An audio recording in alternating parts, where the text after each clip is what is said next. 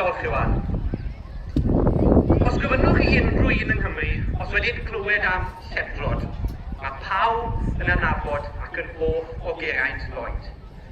Ac yn y llais cenedlaethol ac yn ffigwr adnabyddus, Geraint CFfI yw ei ni o hyd.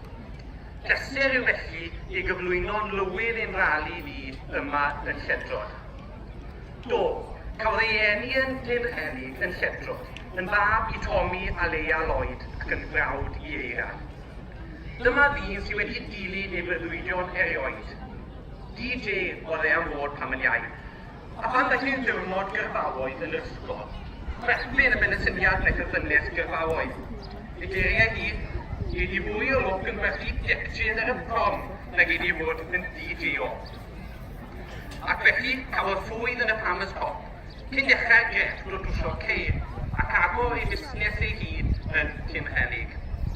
Mae'r cariad yma at geir, ralio, Formula 1 a'r Autogas yn parhau heddiw, a bellach mae number 1 mecanig ac hyfforddwr i'w fab Thomas.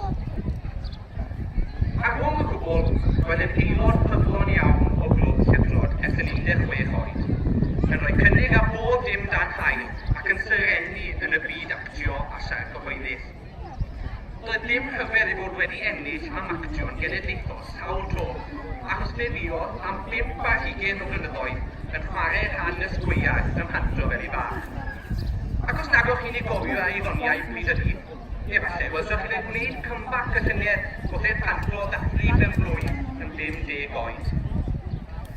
A wyliodd un peth at y llall o actio yn theatr fel ei fach i gyflwyno a radio Ceredigion. A do, cofiwch, gwireddodd ei breuddwyd o DJ-o. Ac yna'r alwan yn 1997 i gyflwyno rhaglen ysweithiol a radio Cymru.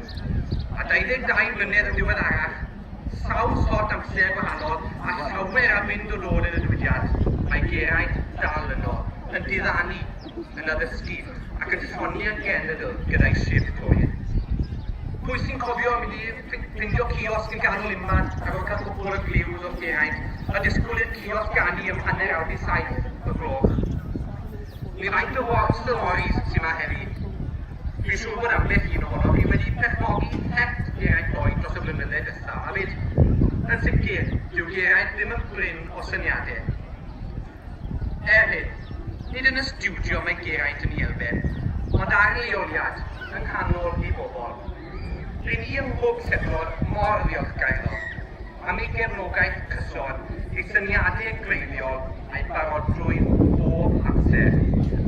Mae'n briod gydag yna, hithau hefyd mor barod i dysgu i ddawnsio a hyfforddlu, ac mae dan i Harris a Thomas.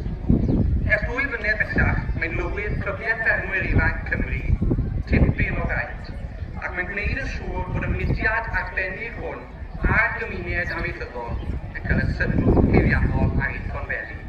Diolch yn fawr i chi Geraint.